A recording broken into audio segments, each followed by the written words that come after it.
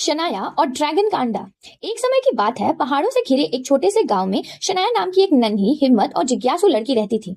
वह केवल 8 साल की थी। उसकी भूरी आंखें, एक ऊंची पोनीटेल और एक प्यारी बैंगनी फ्रॉक होती थी जिसमें सूरजमुखी के बटन लगे होते थे। एक दिन सुबह शनाया फूल तोड़ने के लिए जंगल की ओर चली गई।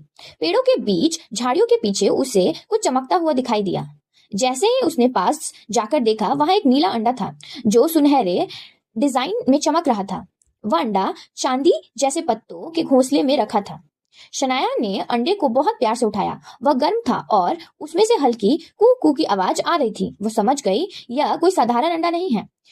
वह दौड़ती हुई अपनी दादी के पास गई, जो गांव की कहानियां सुनाने वाली और वैद्य थी। दादी ने अंडा देखकर कहा, बिटिया, यह तो ड्रैगन का अंडा है। यह जादुई प्राणी होती हैं। उस रात शनाया ने अंडे को एक टोकरी में रुई के अंदर रखकर अपने पास सुलाया। आधी रात को चर्क करके आवाज आई। अंडा फूटने लगा। अंडे से निकला एक नन्हा सा ड्रैगन, जिसकी चमकती बैंगनी पंख, गोल नीली आंखें और चमकदार पूंछ थी। वह प्यारी आवाज में बोला, रार।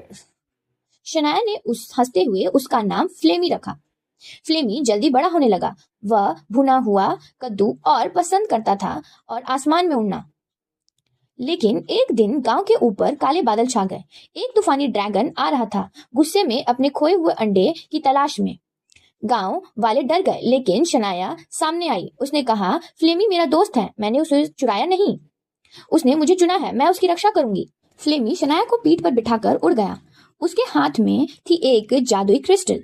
तूफानी ड्रैगन गरजा, लेकिन फ्लेमी और जोर से गरजा। शनाया ने क्रिस्टल उठाकर कहा, शांति, लौट जाओ। और चारों ओर चमकता हुआ प्रकाश फैल गया।